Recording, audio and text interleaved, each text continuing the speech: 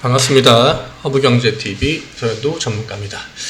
이번에 같이 볼 종목은 대한항공이고요.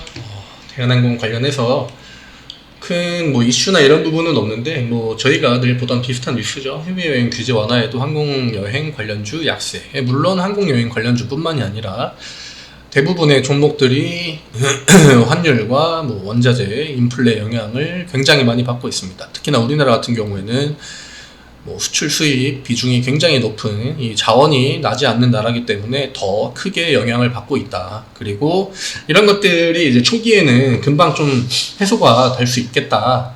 방안들이 있다. 이런 이야기들이 나오면서 이 리오프닝 관련주에도 기대감이 한껏 들어왔었지만 계속해서 이 답보 상태가 좀 되면서 지금 지지부진한 흐름이 지속되고 있습니다. 일단 대한항공 같은 경우에는 환율, 유가 결국 둘 다 공통적으로 영향을 받고 있는 게 맞고요. 일단 이 유가 자체가 바로 환율이랑 다이렉트로 연결이 되겠죠.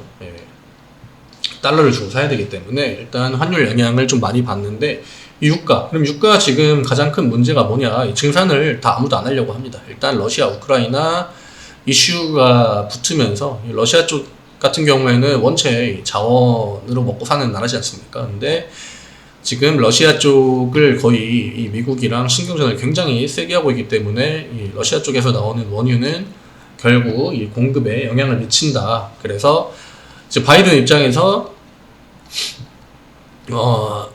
중동 쪽에 사우디죠. 사우디 쪽에 계속 좀 압박을 넣고 자국 내 기업들한테도 유가를 그러니까 원유 생산을 늘려라, 증산을 해라 이런 식으로 압박을 주고 있습니다만 바이든이 또 하나 밀던 게 이제 재생에너지거든요. 탈탄소와 친환경 이런 부분들을 굉장히 강조를 하면서 대통령이 됐기 때문에 지금 약간 좀 말이 앞뒤가 맞지 않는 처음에는 이제 그러한 탈탄소화를 중심으로 해라 이렇게 해놓고 지금은 이제 이 러시아랑 우크라이나 상황이 자기 맘대로 돌아가지 않으니까 자국 내 기업들한테도 계속 이 시설을 좀 더 투자해서 증산을 해라 이러고 하지만 기업들 입장에서는 어쨌거나 이 탄소 관련해서 규제가 나중에 들어올 게 뻔하기 때문에 지금 증산을 해서 시설을 늘리면은 나중에 이런 것들이 다 마이너스로 잡힐 수밖에 없거든요. 증산을 지금 당장에야 조금의 이익이 나겠지만 총 손익을 계산했을 때 내가 지금 당장 증산을 해서 얻는 이익이랑 이 투자 시설에 투자하는 금액이랑 비교해서 뭐가 더 이익인지 기업들이 판단을 하겠죠. 근데 기업들이 굉장히 미온적이다. 사우디 혼자서 이 전 세계의 원유를 뿜어내는 게 아니기 때문에 다른 나라들도 있고 결국 이 사우디가 먼저 증산을 해버리면 사우디 입장에서는 별로 이렇게 크게 이득될 게 없거든요. 그래서 또 미국이랑 사우디가 이 사이가 잠깐 안 좋아졌던 계기도 있었기 때문에 아마 그런 것들이 좀 종합적으로 영향을 미치지 않을까. 결국 지금은 이 자기 나라들의 다 이익이 좀 우선시되는. 요거는 사실 예전에 트럼프가 먼저 하긴 했거든요. 미국의 이익이 우선이다. 지금 미국이 굉장히 좀 진퇴양난의 상황에 빠진 것도 많습니다. 그리고 파월에 문제도 있었고 인플레를 빨리 잡지 못했던 처음에 좀 민기적거리다가 민기적 하다가 인플레를 조기에 잡을 수 있는 타이밍을 놓쳐가지고 그 부분에서도 전 세계적으로 좀 지탄을 많이 받고 있죠. 미국한테. 그런 것들이 결국 지금 대한항공한테 이 스노우볼이 굴러와가지고 처음에는 조금 작은 형태로 굴러오다가 점점 이 눈덩이가 좀 커졌다. 그래서 대한항공 역시 지금 전 세계 그러한 경제 흐름의 영향을 직격탄으로 맞았다 이렇게 볼 수 있겠는데 리오프닝 관련해서 국제선을 회복을 하고 있지만 티켓값이 너무 비싸고 그리고 이 코로나 봉쇄도 쉽게 풀리지 않고 원숭이 투창 같은 그러한 이슈도 문제가 생겼고 그다음에 우리나라에서 계속 외국인들이 이 환차익 환율 우려 때문에 계속해서 원화를 바꿔서 달러로 바꿔가는 그런 과정들이 좀 복합적으로 나오고 있다. 그래서 사실 대한항공뿐만이 아니라 우리나라 모든 기업들에게 좀 악재로 다가올 것들이 많다. 그래서 대한항공 주주분들도 아마 이 위쪽 구간에서 들어가신 분들은 이미 지금 다 계좌에 대한항공으로 인해서 마이너스가 발생하고 있는 부분이 좀 있을 것 같은데 조금 힘을 내셨으면 좋겠습니다.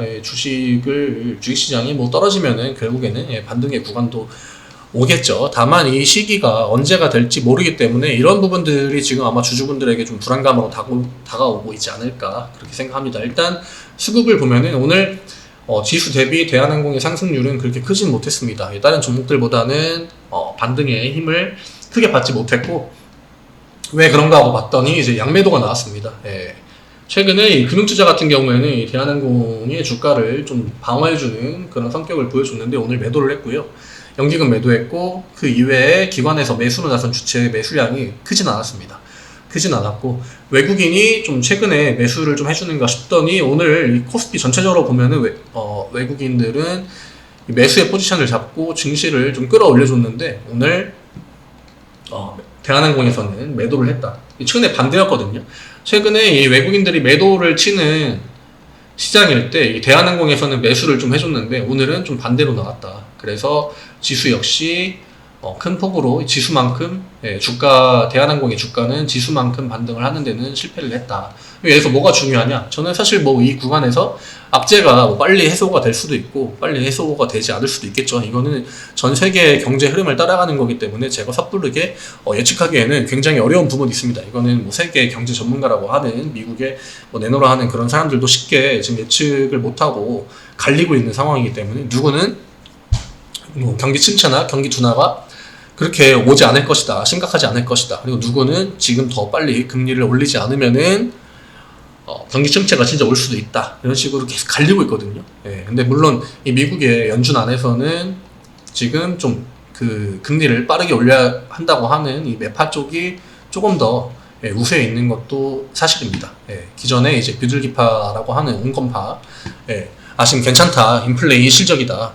파월도 사실 이쪽의 의견을 많이 따랐었죠. 근데 지금 그 결과가 굉장히 좀 미국 경제에 큰 타격을 주고 있기 때문에 대부분 매파 쪽의 기조를 따르고 있다. 파월도 갑자기 돌아섰죠. 그래서 대한항공 주가는 지금 위태로운 구간에 오늘 같은 날 크게 반등을 해주지 못하고 대롱대롱 매달려 있는 상황입니다만, 지금 중요한 것은 증시가 물론 뭐 오늘처럼 계속 반등을 해주면은 대한항공도 주가가 턴을 할 수 있겠죠. 그렇지만 지금 위로 갈지 밑으로 갈지 아무도 예측하지 못하고 있습니다. 그럼 어떻게 해야 되냐?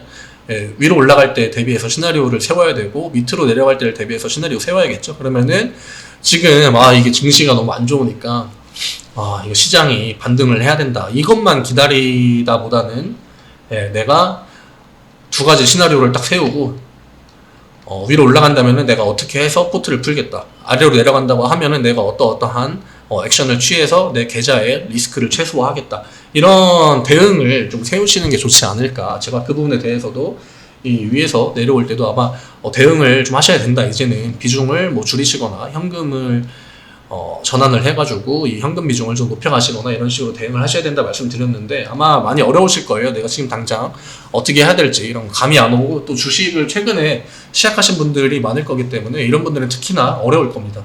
그래서 그런 부분에서 좀 어려움이 있으면은 저희 이 네이버에서 허브경제TV 들어오시면은 카카오톡 친구 추가하는 방법 이렇게 그림으로 자세하게 나와 있고, 카카오톡 친구 추가하셔가지고 저희 요즘에 무료체험 이벤트도 계속 진행하고 있고, 오늘 같은 경우에도 이 수익 인증 같은 경우에는 이 회원분들이 직접 보내주시는 거기 때문에 이거는 저희가 어떻게 뭐 조작을 한다거나 할 수 없고, 요거는 진짜 오늘 매매해서 난 수익입니다.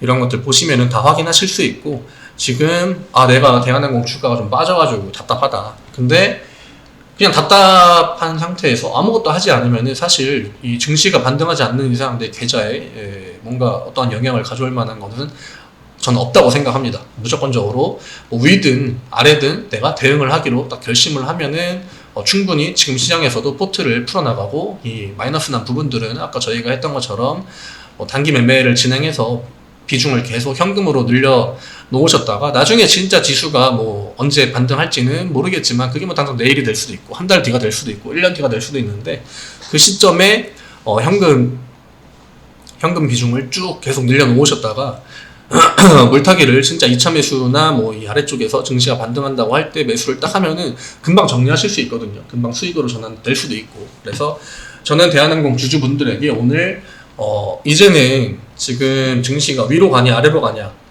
이 갈림길에 서 있다고 보거든요. 그러니까 내가 지금 아무것도 안 하고 그냥 증시가 반등하기만을 기다린다 보다는 확실하게 대응을 하시는 게 어떨까, 시나리오를 좀 짜두시는 게 어떨까. 이게 만약에 어렵다 하시면은 저희 쪽으로 연락 주시면은 저희가 친절하게 그 부분에 대해서 문의사항들에 대해서 답변을 성실하게 드리도록 하겠습니다.